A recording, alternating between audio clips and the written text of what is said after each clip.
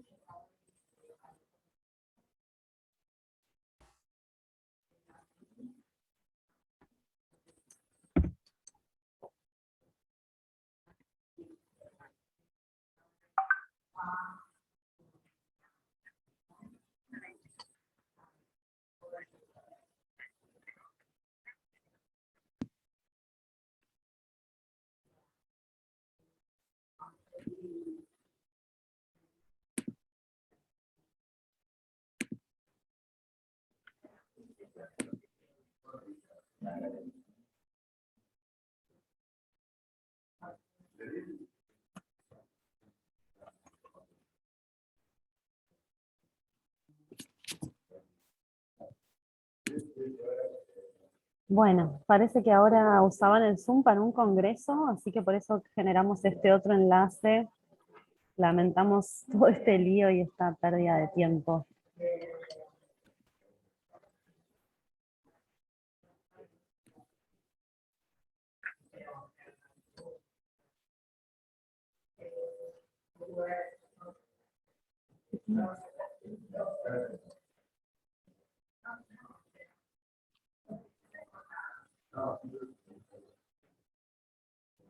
Marian, ¿habilitaste compartir? Dice que sí, pero no puedo compartir pantalla. A ver ahí.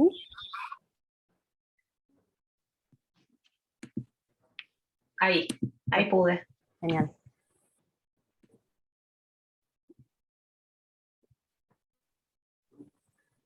Bueno.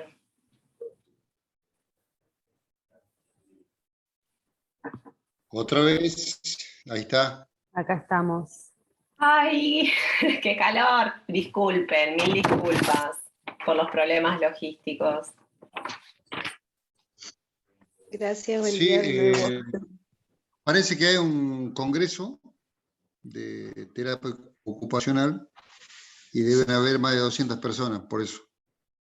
Bueno, Ok. la próxima, si no, directamente iniciamos con un Zoom nuestro Sí, y sí, sí. que Sí, para sí. evitarnos los problemas. Sí, sí. Buenísimo.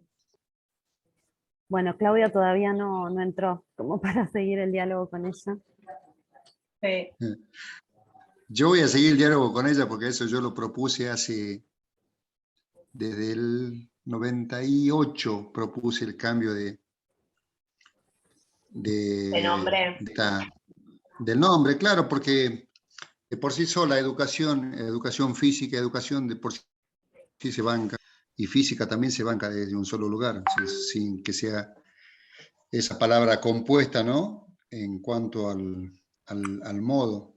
Y el solo hecho de ser una disciplina que toma varias ramas de la biología, de la pedagogía, de la psicología, entonces atraviesan muchas ramas la educación física. Por lo tanto, el término educación física sí está mal.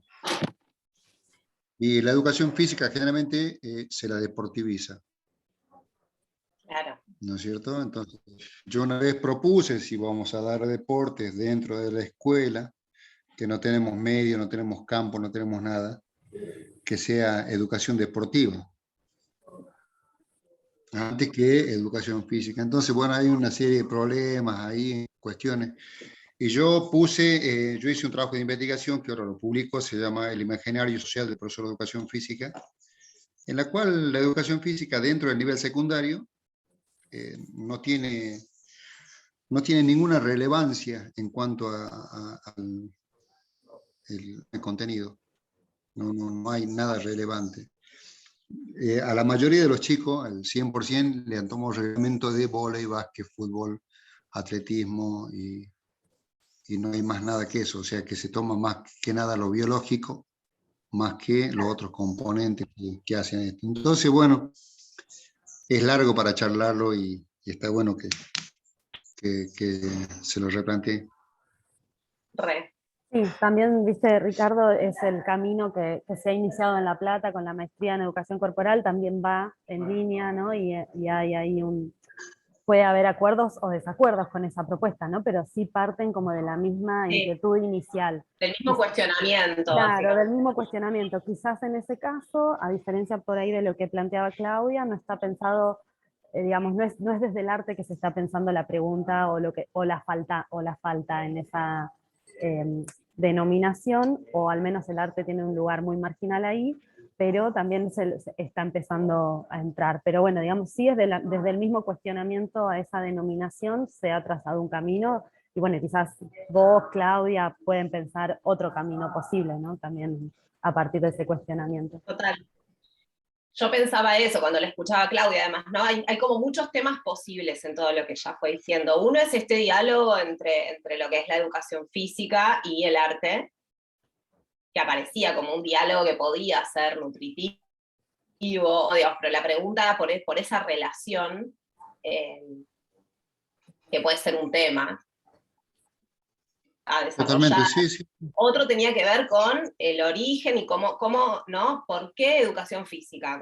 Entonces ahí hay algo más documental quizás que se puede hacer, que ya se debe haber hecho, ¿no? Investigaciones más documentales de ese tipo. Pero bueno, digo, hacer una pequeña investigación más documental para después quizás analizar, no sé, cuáles son las representaciones de docentes o de alumnos en relación a la educación física, ¿no? También podría ser otra pregunta. Sí, sí. La educación física viene mal parida, así hablando mal y pronto, porque crece también con Irigoyen después del golpe del 30, toma más auge, claro. Después el INES Buenos Aires. La educación física en sí sigue siendo militarizada. O sea, vos fíjate que antes nosotros para la facultad teníamos que tener una cierta talla, claro. Una cierta composición corporal, algunas aptitudes físicas como para hacer esto, claro. ¿No? Para ser profe de educación física. Y bueno, menos mal que esa parte yo no la viví en La Plata, no sé, en La Plata no se la vivió nunca, esa parte militarizada, siempre fue la recién con relación a eso.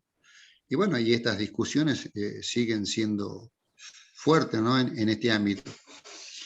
Por ejemplo, la subjetivación de los cuerpos en las clases de educación física, la historia de los cuerpos en la educación física. Mira, escucho a colegas, esa gorda no puede ser profesora de educación física, claro. Mira cómo está, mira cómo hace. Entonces, uno cuando subjetiva esos cuerpos viene de esa cultura que generalmente nosotros, es cultural esto de vincularlo directamente con la militarización de la educación física dentro de un sistema educativo.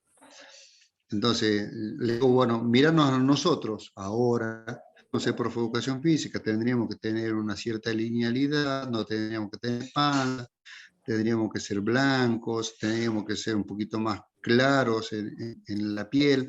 O sea, hay otras cuestiones que se esconden a partir de la educación física, ¿no? Y a partir de la educación física, yo creo que hay un montón de cosas que pueden sacar a partir de este trabajo. Claro. Qué sé yo, esto, historia de los cuerpos, el gobierno de los cuerpos, nosotros hablamos siempre de métodos para enseñar la educación física. y nuestras actividades generalmente todas dirigidas. Hay creatividad en la educación física. Claro. Es por eso que es disciplina. Entonces, hay un montón de cosas que puede sacar Claudia a partir de esta nueva investigación. Yo creo que no desde la educación física, sino ver los problemas que tiene la educación física en relación a los cuerpos y a los lenguajes expresivos que estaría bueno y que contaminan, ¿no? a la educación física. Yo creo que partiendo de ese lado puede llegar a mejorar esto. Sí, sí, Qué puede pena ser que una no. Sí, es un aporte importante. Sí, la mirada nuestra, ¿no? De los más Claudia viejos. nunca volvió, ¿no? Sí, sí, ya está, ya está. Ah, ya está. Sí, recién la vi entrar. Bueno, Ah, buenísimo. Profe, yo creo que desde ese aporte, ¿no? Sí, sí, Julio. lo único que le voy a decir es que también no es tan solo para la educación física, las condiciones físicas, también para la danza o para poder hacer otros tipos de... También te condicionan en lo físico o si no, en lo que estás por... Si tenés algunos problemas de vista o estos aquello como el daltonismo, no podés pintar si sos daltónico, no podés hacer esto, o no sé, se me vinieron a la mente. Claro. Sí, o cuáles son, ¿no? Estos cuerpos legítimos, que en general los hay, ¿no? Para cada disciplina. Cuerpos más legítimos que otros. Ahí salió un título, la legitimación de los cuerpos en los lenguajes expresivos. Está bueno. porque generalmente, suponete, ¿no? te digo así, tal cual, mira, este puto no puede correr 2 vueltas a la cancha, este maricón no puede ser un profe de educación física. Entonces hay un montón de cuestiones que hay que desterrar directamente de este lugar, ¿no? Ponerlo en el tapete y está bueno discutir esto, ¿no? Hacer un debate. Los cuerpos en los lenguajes expresivos. Claro. Sí, y ahí aparece, Entonces, digamos, como en el planteo de Claudia, algo que yo quiero transformar, ¿no? Digamos, Claro. pero Sí. eso, digamos, no es, digamos, la investigación no va directamente a generar esa transformación, sino que en todo caso, lo que va a hacer es generar los conocimientos que pueden servir, claro, que pueden servir de herramienta, en este caso, para una política educativa, digamos, no es que la política educativa la vamos a transformar directamente desde la investigación, pero sí podemos generar fundamentos, ¿no? O hacer aportes desde los conocimientos necesarios para que eso pueda funcionar.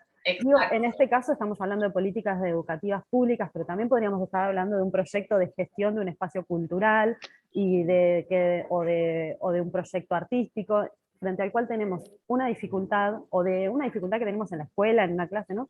Algo que queremos transformar y que queremos modificar, y ese puede ser el punto de partida, pero a eso le tenemos que hacer preguntas, ¿no? Y lo que tenemos que tratar de hacer no es pensar las acciones transformadoras en línea directa, sino qué conocimiento necesitamos para poder desarrollar ese proceso de cambio o ese proceso de transformación. Necesitamos ¿Y cómo tener obtenemos esos datos? Claro. Eso. Sí. Entonces ahí hay que hacerle preguntas a ese objeto de estudio, ¿no? Nos tenemos que hacer preguntas y no buscar tan rápido las respuestas, sino más bien esto, hacer el ejercicio de preguntar y de preguntar para conocer realmente, porque a veces nos podemos sorprender además con algunas cosas que encontramos, ¿por qué no? Digamos, está bueno hacernos las preguntas. Bueno, esto, ¿cómo piensan a los cuerpos los docentes? ¿Cómo piensan a los cuerpos los alumnos? No sé, digo, un montón de preguntas para conocer y que eso después, tal cual como dice Marian, nos dé los datos suficientes como para eventualmente decir, bueno, acá hay un problema y es necesario transformar algo, ¿no? Y también para pensar cuáles serían las posibles vías de solución, porque si no pensamos transformaciones o cambios que están desligados de su contexto y de su real viabilidad, ¿no? Entonces, muchas veces lo que necesitamos hacer para pensar un proyecto de acción concreta en territorio es primero conocer ese territorio, no sea el territorio educativo, sea el territorio de un barrio o de una localidad donde queremos intervenir con un proyecto cultural, sea el territorio de la escuela, ¿no? o de un curso particular. Bueno, lo que necesitamos es primero conocer en profundidad ese terreno sobre el cual queremos accionar. Entonces, incluso cuando los proyectos o nuestros objetivos no son directamente, digamos, de lo que diríamos de investigación básica, ¿no? De conocimiento puro, sino que son de transformación, de acción concreta, bueno, lo que tenemos que pensar en esta instancia de investigación es qué conocimientos son necesarios para poder pensar mejor ese proyecto de transformación, para poder fundamentarlo, para poder sustentarlo y para pensar la viabilidad concreta, ¿no? Porque a veces estamos pensando cosas, imaginando, ¿no? un territorio o imaginando unas posibilidades de aplicación que no son las reales, ¿no? Las condiciones materiales reales sobre las cuales vamos a operar. Entonces, bueno, primero también es necesario conocer eso, ¿no? Entonces, las preguntas que nos hacemos y a las cuales vamos a tener que responder o vamos a intentar responder a través de estas tareas de investigación en las que nos vamos a ir metiendo ahora, tienen que intentar dar cuenta de eso, ¿no? Por ahí a veces partimos de algo que ya es una pregunta de conocimiento. Otras veces partimos de algo que no es una pregunta de conocimiento, sino algo que queremos transformar. Bueno, tenemos que dar ahí la vuelta para ver qué es lo que queremos conocer, ¿no? Sí. Sí, cuando estamos muy metidos desde la experiencia en eso que va, desde la propia experiencia en eso que vamos a estudiar, siempre está bueno tratar de hacer como un ejercicio de extrañamiento, ¿no? O por lo menos para mí es positivo, de empezar a desnaturalizar un poco o a correr un poco mi propia mirada y hacer preguntas como más, no sé, digamos, con menos postura quizás, como realmente decir, bueno, yo pienso esto, pero ¿cómo es? O sea, ¿será realmente así como lo pienso yo o no? Entonces empezar a desarmar un poco eso para abrir la mirada al campo este que queremos estudiar, porque lo que nos pasa a veces cuando somos muy parte de eso que queremos estudiar, es que nuestra mirada ya está de algún modo muy, muy construida, muy sesgada, muy tomada una, y hay algo de eso que para poder investigar y para descubrir cosas nuevas, hay que ir aprendiendo a desarmar un poco, ¿no? A empezar a abrir la mirada. Cuando no conocemos algo, la tenemos que abrir, pero cuando lo conocemos mucho también. Porque a veces justamente ese ser parte y conocer tanto eso que investigo, me genera otro tipo de cegueras. Sí. Y otra cuestión que es interesante, que por ahí para ir cerrando un poco el tema de las preguntas y poder avanzar en la clase de hoy, en base a lo que vimos de las preguntas que después les vamos por ahí a hacer devoluciones más particulares a cada una a partir de lo que ha entregado, pero como en líneas generales, dos cuestiones que sirven para tener en cuenta. Una es la vertebración de las preguntas, ¿no? Es decir, que no sean preguntas sueltas que rondan el mismo tema, pero abren distintos caminos o caminos muy disímiles en relación a ese tema. Entonces, para trabajar eso, funciona pensar una pregunta general y preguntas derivadas de esa, ¿no? Una pregunta que pueda englobar y definir mi interés por ese tema y preguntas que estén subsumidas a esa, no que sean como que salen para otros lados del tema, sino poder hacer como una familia de preguntas que están integradas entre sí. Eso por un lado. Y después por otro lado, traten de pensar que no todas las preguntas sean iguales en su formulación en relación a que no sean todas preguntas por el por qué. ¿No? Hay como, digamos, lo primero que nos aparece como pregunta es ¿por qué las cosas son así? ¿No? ¿Por qué esto es así? ¿Por qué es así? ¿Por qué esto? ¿Por qué lo otro? ¿No? ¿Por qué todo? Un poco como que empezamos a preguntarnos ¿por qué todo? Y esas preguntas son válidas, pero muchas veces esas preguntas que van hacia los fundamentos se vuelven, digamos, más filosóficas, más ontológicas y más difíciles de asir en lo concreto. Entonces, les proponemos que a esas preguntas que son por el por qué, les piensen también preguntas que podrían ser de otro orden, ¿no? Con otra introducción, un cómo, por ejemplo, ¿no? No solo por qué las cosas son de una determinada manera, sino también cómo es que son, porque describir cómo son ya es un gran ejercicio de conocimiento, ¿no? Entonces, describir cómo son como base para después poder seguir también preguntándonos por qué son así o de qué otros modos podrían ser. Pero traten de ver si han hecho muchas preguntas por el por qué, si pueden introducir preguntas por el cómo, ¿no? Que van a ayudar mucho más a poder hacerlas operativas, ¿no? A poder después avanzar sobre esas preguntas.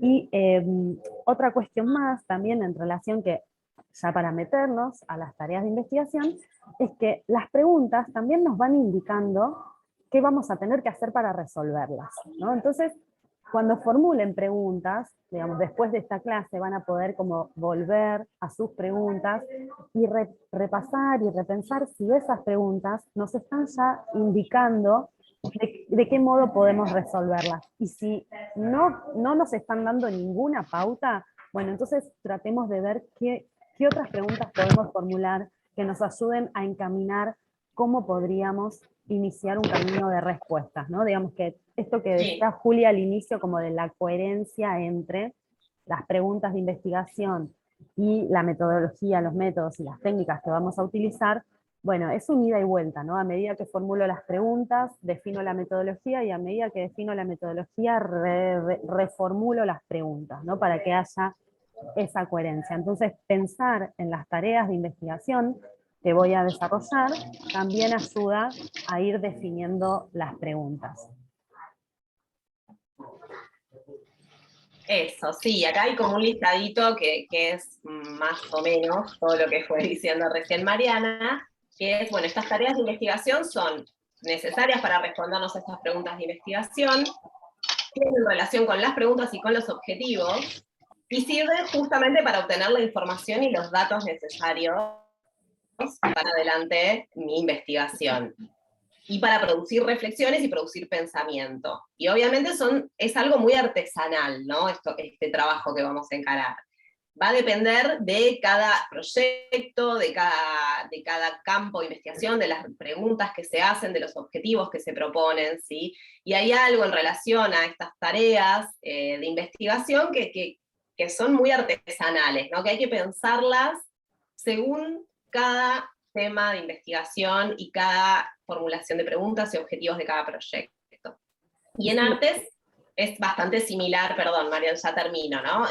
Bastante similar las tareas de investigación que nos proponemos, ¿sí? Podemos igual necesitar algunas adaptaciones, sobre todo, ya vamos a hablar, pero en los casos de esto, de investigación más aplicada, o de buscar investigar procesos creativos, o de investigar para el arte, pero ya nos vamos a meter en la próxima clase, más de lleno en eso. Marian, sí. No, iba a decir que esto de lo artesanal, digamos, no implica desconocer, digamos, recetas o formulaciones generales que han sido útiles en determinados contextos, y lo artesanal tiene que ver con pensar de qué modo lo vamos a aplicar o qué transformaciones sobre eso podemos hacer, ¿no? Como, digamos, al igual que en la producción y en la creación artística, ¿no? Conocemos ciertas técnicas y ciertas formas, bueno, y tomamos algo de ellas para nuestra propia creación, ¿no? Un poco ese es el ejercicio artesanal también, al diseñar nuestro enfoque metodológico, nuestra estrategia metodológica. Tomamos algo de lo ya conocido, de lo ya probado, pero también lo vamos adaptando a nuestro objeto particular, a nuestras condiciones concretas, ¿no? Al territorio en el que lo vamos a aplicar, y también quizás generamos nuevas propuestas o nuevas estrategias, ¿no? Digamos que jugamos con eso, y en ese sentido como lo artesanal de este oficio de investigar, ¿no? Y bueno, acá proponemos, para organizar un poco todo el contenido, pensar 3 grandes conjuntos de estrategias metodológicas.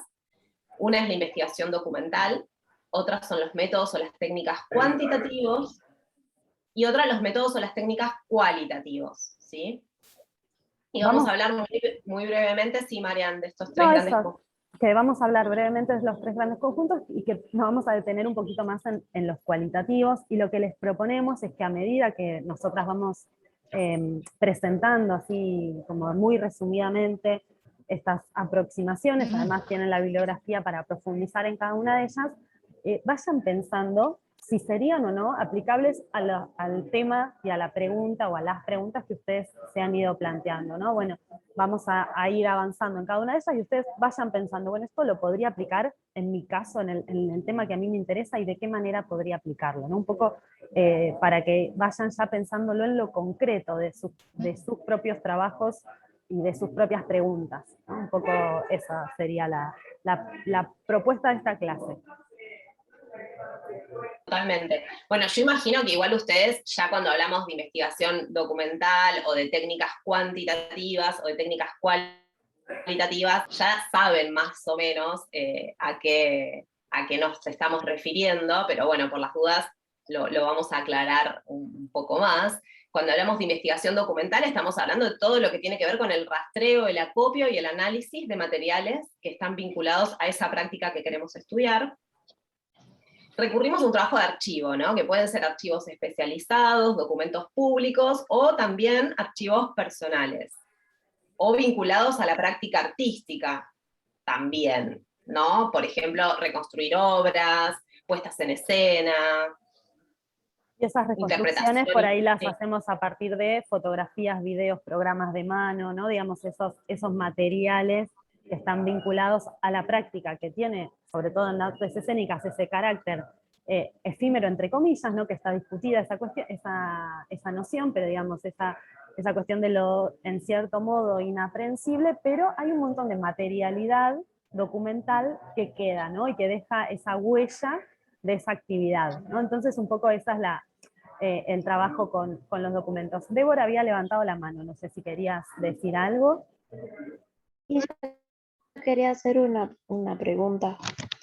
Bueno, yo sí mandé la actividad de las preguntas de investigación y es como que la estuve revisando ahora y o sea, las primeras 3 que yo hice son como bastante obvias y recién como las 2 últimas, como para ponerlo en contexto y recordar cuál fue el elemento que yo elegí como para inspirarme a preguntas. Bueno, yo elegí las zapatillas de punta, pero yo quería hacer mi investigación, o sea, a partir de esto, de una investigación más documental, porque no quería llevarlo tanto a lo cuantitativo, y por eso también mis preguntas estaban orientadas a este tipo de metodología del tipo cualitativa.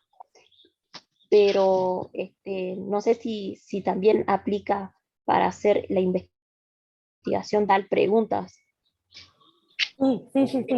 Leímos tus preguntas, Débora, y es claro que el enfoque es cualitativo, digamos, eso está muy claro. Y aclaro esto como en líneas generales, no es que todos van a tener que hacer algo cuantitativo, algo documental, algo cualitativo, ¿no? Sino que cada uno, en función de su pregunta, va a elegir lo más específico, la tarea más específica y más adecuada para resolver eso, ¿no? Y vos tenés algunas preguntas que apuntan a lo histórico, ¿no? A cómo... digamos, cómo fue el proceso de uso de la punta digamos, a cómo se llegó a eso, qué lugar tiene, qué sentidos, etcétera, que apuntan a lo histórico y ahí entra en juego lo documental.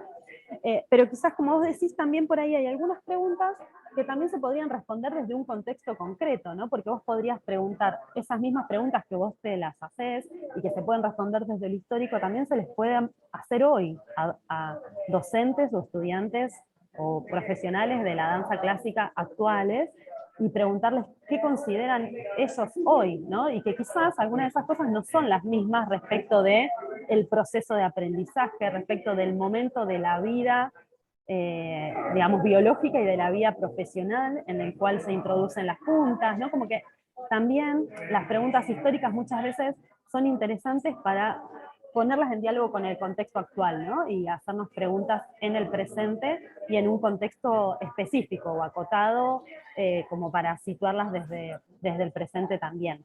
Así que eso puede ser también un camino que, como vos decís, algunas de tus preguntas también abren a eso, ¿no? No solo a lo documental, sino también a quizás pensarlo en el contexto actual o en algún recorte contextual específico, pero sí, digamos que es claro. Me encanta, Mónica, No, que quería decir, me encanta esto que decís, está buenísima esa sinceridad y nos pasa a la mayoría cuando queremos empezar a pensar una investigación. Mis primeras preguntas son muy obvias.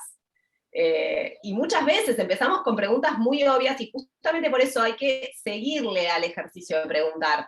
Porque al principio empezamos por lo más obvio y después a medida que seguimos, ¿no? Como con cualquier proceso creativo, ¿no? Lo primero que aparece es de lo primero que empezó a perder, y está buenísimo, pero si seguimos, ¿no? En esa zona de pregunta, de pensamiento, de reflexión, empiezan a aparecer preguntas cada vez más interesantes probablemente, y más específicas, y me voy metiendo más de lleno en donde realmente me quiero meter. Entonces digo, dense ese tiempo del proceso, permítanse que las primeras preguntas sean más obvias y seguir, ¿no? Y seguir preguntando, porque ahí es donde empieza a aparecer ese proceso como más creativo en relación al preguntar. Tengo otra consulta. ¿Cuándo sé cuándo es la pregunta correcta o la que voy a tomar para hacer la investigación? O sea, yo tengo muchísimas dudas con eso, es como que todas me gustan y sé que las primeras 3 las tomaría como para una técnica de recolección de datos, qué sé yo, una entrevista. Y es que no hay correcto o incorrecto, ese es el problema. En algún momento tenemos que elegir con qué quedarnos. Y es una elección absolutamente personal. No nos da el tiempo para investigar todo lo que nos interesa. En un momento tenemos que elegir con qué quedarnos para volver viable nuestra investigación, porque no tenemos tiempo infinito, ni recursos infinitos. Entonces, tenemos que lograr acotar lo suficiente nuestro tema como para que realmente sea una investigación que podamos realizar en un año. Ese es el problema que tenemos, que muchas veces nuestros intereses son mucho más amplios y mucho más abarcativos y tenemos que hacer un recortecito y estudiar solo un pedacito. Y eso es una decisión muy personal. Creo que ahí está el interés está en ese momento ¿qué te mueve en ese momento a vos? Me parece que eso es algo que después nosotros podemos ayudar a afinar las preguntas, pero la elección del tema es completamente personal. Bien, ahora ya estoy como más tranquila porque a mí me gana muchísimo la ansiedad y es como que no entendía, o sea, no sabía si estaban bien orientadas o sea, como para empezar también, porque yo me guié, aparte del texto que subieron a la plataforma en la actividad, de unos libritos bastante lindos de Urbano, Metodologías de la Investigación, que lo usé también en la universidad y es como que bastante específico a la hora de cómo formular las preguntas. Sí, y ahí aparece esta idea de buenas y malas preguntas de investigación, ¿no? Y que, digamos que, ¿cómo te vas a dar cuenta vos si una pregunta es más, por ahí no es que estén mal o estén bien, pero sí que te sirven, ¿no? Que te sirven. ¿Y cuando una pregunta te sirve? Cuando te da pautas de lo que tenés que hacer para responderla.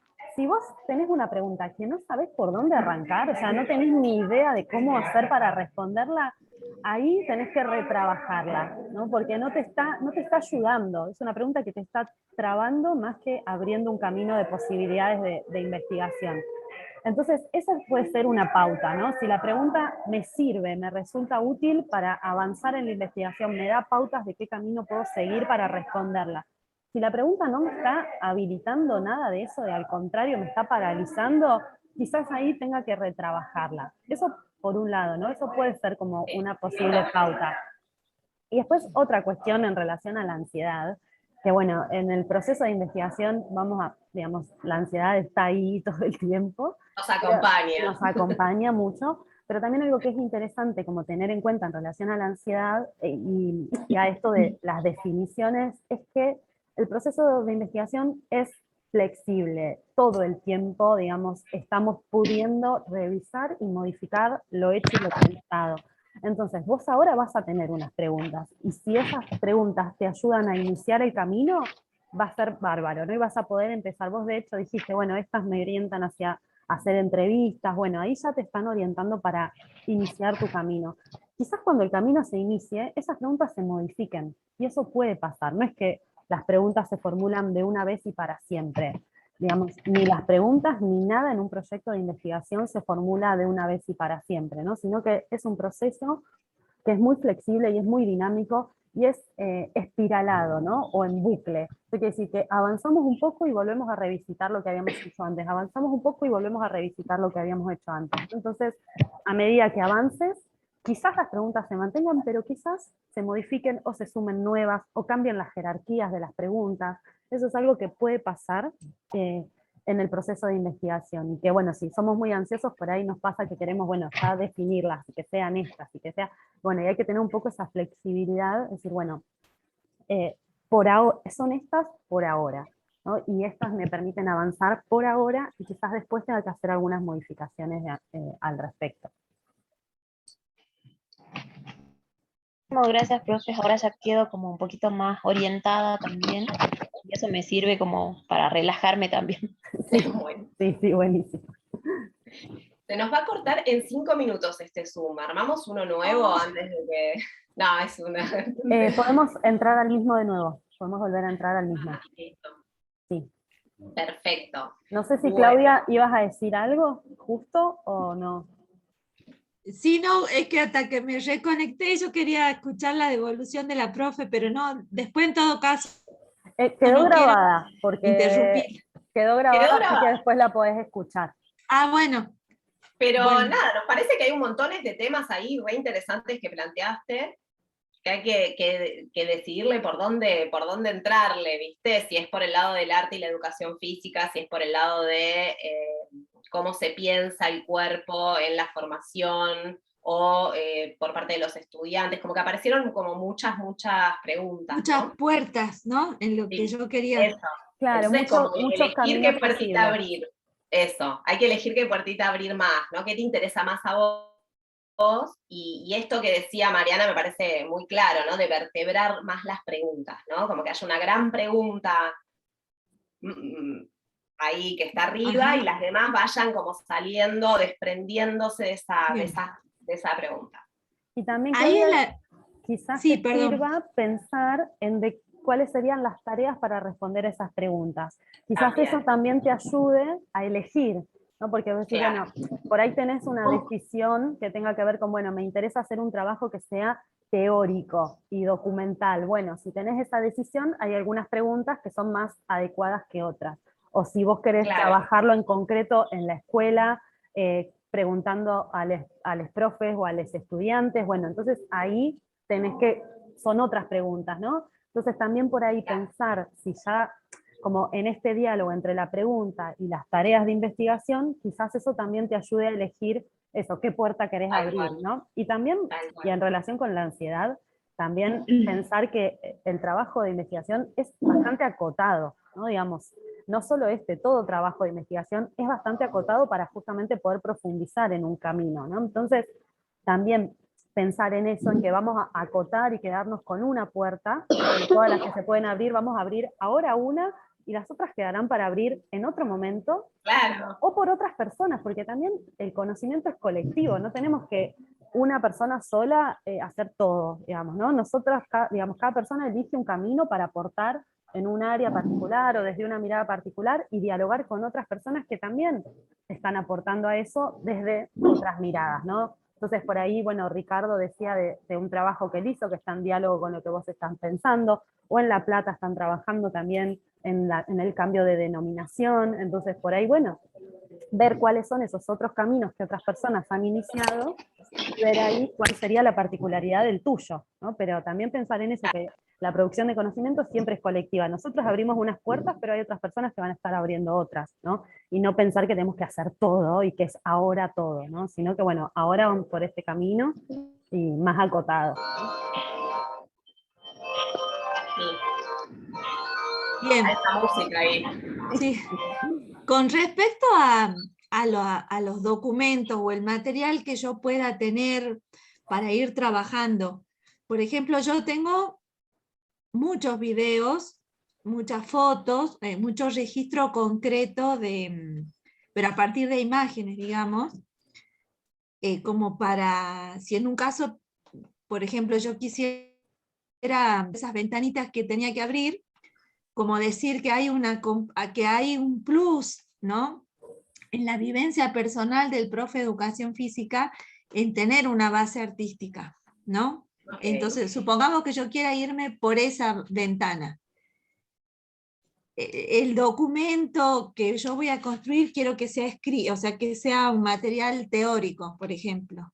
Ujú. Me va a servir como material para fundamentar estos elementos que ya he hecho en videos, en fotos, esas cosas. Sí, Sí, Ya se nos se va a corta. cortar.